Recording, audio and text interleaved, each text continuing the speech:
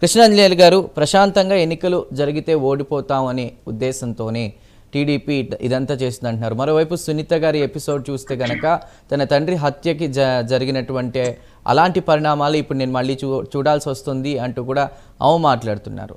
So ఒక్కొక్కరి version ఒకలా ఉంది. మీ కామెంట్ ఏంటి దీనికి సంబంధించి కృష్ణాంజలి గారు? చందు గారు నమస్తే.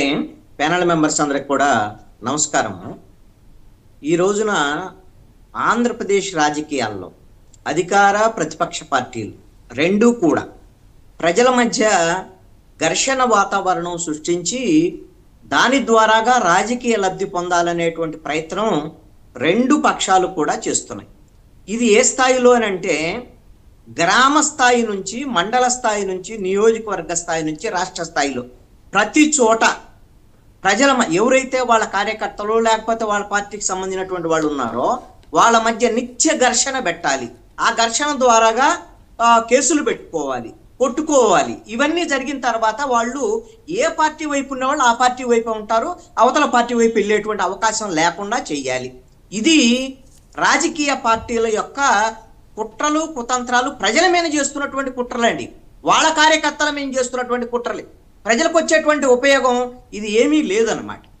ఎందుకు అని అంటే ఇది కేవలం ఈ రోజున పులివెందులకు సంబంధించినటువంటి జెడ్పీటీసీకి సంబంధించినటువంటి ఇష్యూ ఇది రాష్ట్ర వ్యాప్త అంశంగా చర్చగా ఎందుకు వచ్చింది అని అంటే పులివెందల అనేటువంటిది జగన్మోహన్ రెడ్డి సొంత నియోజకవర్గం.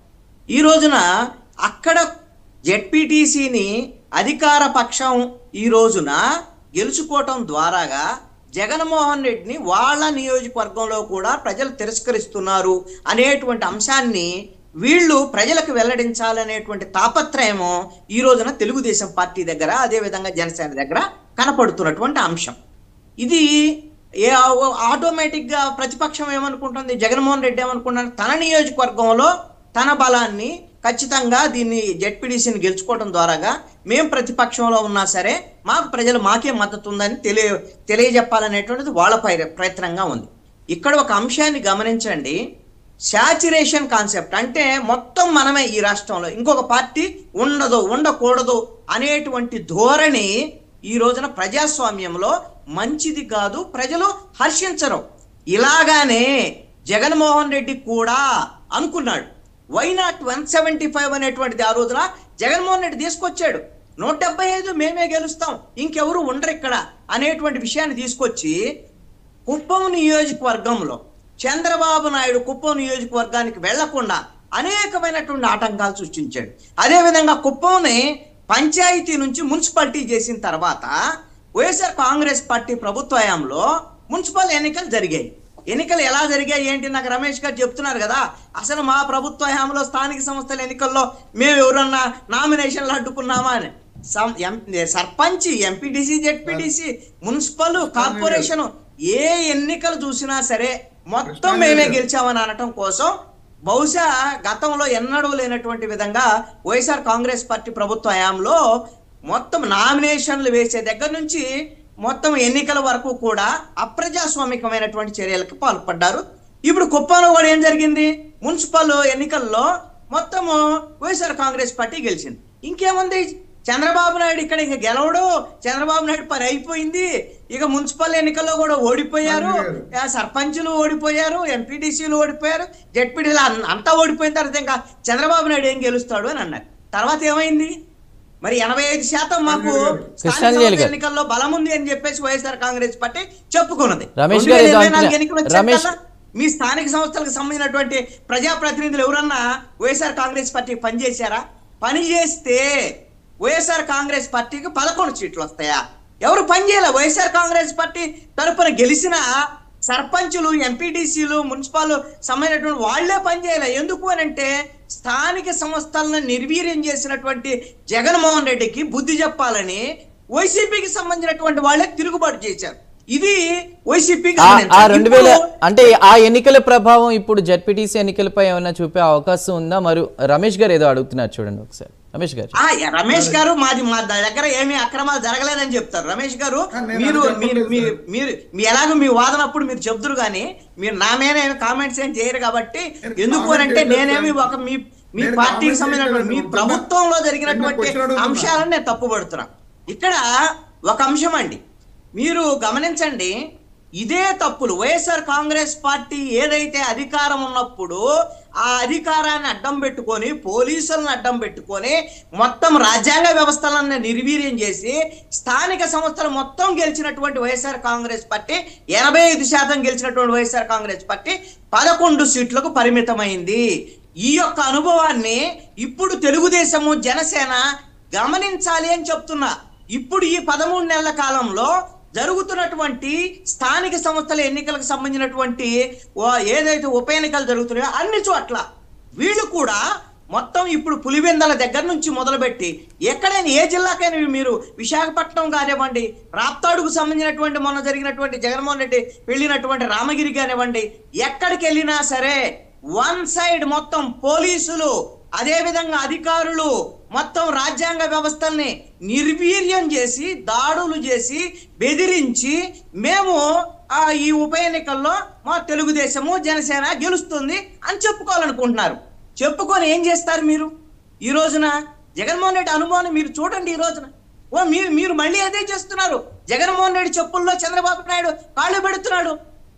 ఈ రోజున పులివెందులకు సంబంధించినటువంటి విషయంలో ఇప్పుడు వైఎస్ఆర్ కాంగ్రెస్ పార్టీ రామలింగారెడ్డి, అదే విధంగా వాళ్ళ జెడ్పీడీసీ రమేష్ యాదవ్ వీళ్ళ మీద దాడులు, వ్యవహారం ఇవన్నీ జరిగిన తర్వాత వీళ్ళు ఏం చెప్తున్నారు?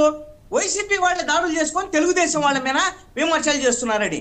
ఇప్పుడు అధికారంలో ఉన్నటువంటి వాళ్ళు ఎవరండి? మీ తెలుగుదేశము, మీ జనసేనకు సంబంధించినటువంటి మీకు పోలీసులు మద్దతు ఇస్తారా? వైఎస్ఆర్ కాంగ్రెస్ పార్టీకి మద్దతు ఇస్తారా? జగన్మోహన్ రెడ్డి అక్కడ ఎమ్మెల్యే, మీరే చెబుతున్నారు ఆయన పులివెందుల ఎమ్మెల్యే మాత్రమే, ఆయన మాజీ సీఎంగా కూడా మీరు కూడా గుర్తించట్లా. మీ పోలీసులు ఎలాగో గుర్తించరు, రాష్ట్ర వ్యాప్తంగా ఏం చేస్తున్నారు అనేటువంటిది ఈ ఉప ఎన్నికల్లో చూశారు. ఇలాంటి అప్రజాస్వామికమైన చర్యలకు పాల్పడుతూ ఒకవేళ పులివెందుల జెడ్పీడీసీని గెలవచ్చు. మీరు గెలిచినంత మాత్రాన ఇక జగన్మోహన్ రెడ్డి పని అయిపోయినట్టేనా? ఎందుకు అని నేను ఇదే ఉదాహరణ మీకు చెప్పాను. కుప్పంలో ఏం జరిగిందో చెప్పాను, రాష్ట్ర వ్యాప్తంగా ఏం జరిగిందో చెప్పాను. 150 నుంచి 175కి పోవాలంటే 11కి ఎలా మిగిలిపోయాడు అని చెప్పాను. మీరు కూడా ఏం చేయాలనుకుంటున్నారు? 164 నుంచి ఈ రోజున మొత్తం మేమే గెలుస్తున్నాం అని చెప్పుకొని 164 నుంచి ఈ అప్రజాస్వామిక చర్యల వల్ల మరి ఆ 14కు మిగులుతారా లేకపోతే 4కు మిగులుతారా మీరు ఒకసారి ఆలోచించుకోండి. మీ ఇప్పుడు వరకు జరిగినటువంటి ఉప ఎన్నికల్లో అన్ని చోట ఈ విధమైనటువంటి పోలీసుల దుర్వినియోగము, అధికార దుర్వినియోగం జరిగింది. రెండో అంశం ఏంటంటే సునీతకు సంబంధించినటువంటి అంశం కానివ్వండి, లేకపోతే గవర్నర్ ఎపిసోడ్కి సంబంధించినటువంటి అంశం కానివ్వండి. ఇప్పుడు సునీత ఇప్పుడు వచ్చారు, ఈ టైంలో వచ్చి అక్కడ మొత్తం కడప పులివెందుల వ్యవహారం తిరిగి మాట్లాడుతున్నటువంటి అంశాలు చూసాం. వివేకానంద రెడ్డి హత్యకు సంబంధించినటువంటి వ్యవహారాన్ని ఆవిడ ఎక్కడ తెలుసుకోవాలండి? మామూలుగా అయితే ఆవిడ సుప్రీంకోర్టు వరకు వెళ్ళారు. సుప్రీంకోర్టులో సిబిఐ ఏమని చెప్పింది, మేము ఇంకా విచారణ ఏం లేదు, మొత్తం కంప్లీట్ అయింది వివేకానంద రెడ్డి హత్య కేసు అని. దాని మీద ఇంకా ఏంటనేటువంటి విషయం ఇంకా సుప్రీంకోర్టులో తేలాల్సినటువంటి అంశం ఉంది, అక్కడ తేలాలి. రెండో అంశం ఏంది? 5 ఏళ్ల పాటు తెలుగుదేశం వాళ్ళు, జనసేన వీళ్ళందరూ కూడా వైఎస్ఆర్ కాంగ్రెస్ పార్టీ ఏదైతే వివేకానంద రెడ్డి హత్య కేసు, జగన్మోహన్ రెడ్డి, అవినాష్ రెడ్డి వీళ్ళందరూ మీద చెప్పినటువంటి వీళ్ళు, చంద్రబాబు నాయుడు వీళ్ళందరూ మరి ఇప్పుడు అధికారం వచ్చింది కదా, డబుల్ ఇంజిన్ సర్కార్ కదా, కేంద్రంలో బీజేపీ ఉంది కదా, మీరు సిబిఐతో మీరు విచారణ జరిపించండి. 13 నెలల నుంచి చంద్రబాబు నాయుడు చాలా మీటింగ్లో చెప్తున్నాడు, అసలు ఆ రోజున నన్ను మభ్యపెట్టారు, నన్ను మభ్యపెట్టి ఆ రోజున జరిగినటువంటి దాన్ని నేను ఏమారటం వల్ల ఆ విధమైన హత్య కేసు నుంచి తప్పించుకున్నారని. ఇప్పుడు నువ్వు ముఖ్యమంత్రి కదా, నీకు అధికారం ఉంది కదా, సిబిఐ మీరు కేంద్రంలో మీరు అధికారంలో ఉన్నారు కదా, మరి విచారణ జరిపించండి. ఎందుకు విచారణ జరిపించట్లా? సునీతకి న్యాయం చేయాల్సినటువంటి వాళ్ళు ఎవరు? చంద్రబాబు నాయుడు న్యాయం చేయాలి. ఆవిడ గవర్నర్ దగ్గరికి వెళ్ళింది, గవర్నర్ ఏం చేస్తాడు? గవర్నర్లు వ్యవహారం ఏందనేటువంటి ఊరికే రబ్బర్ స్టాంపులు, ఇది అందరికీ తెలిసినటువంటి విషయమే గవర్నర్ల వ్యవస్థ ఏంటి అనేటువంటిది. అదేవిధంగా ఇప్పుడు ఎందుకు ఆవిడ మాట్లాడుతున్నారు అంటే అక్కడ ఎన్నికలు జరుగుతున్నాయి కాబట్టి స్థానిక సంస్థల ఎన్నికల్లో వీళ్ళు వైఎస్ఆర్ కాంగ్రెస్ పార్టీని టార్గెట్ చేసేటువంటి విధంగా సునీత ఈ రోజున మాట్లాడిస్తున్నారు అనేటువంటిది అందరికీ అర్థమవుతున్నటువంటి అంశం. సునీత మాట్లాడాల్సింది చంద్రబాబు నాయుడు దగ్గర, లేదు అని అంటే రాష్ట్ర ప్రభుత్వం దగ్గర, కేంద్ర ప్రభుత్వం దగ్గర, లేదు అంటే న్యాయపరమైనటువంటి అంశాలు సుప్రీంకోర్టులో తెలుసుకోవాలి. చాలా చాలా చాలా క్లియర్ గా ఈ రోజు వాళ్ళ తండ్రి గారి కృష్ణాంజనేయులు గారు, వివేకా గారి అలా కాదు వివేకా గారి ఒక్క నిమిషం, కృష్ణాంజనేయులు గారు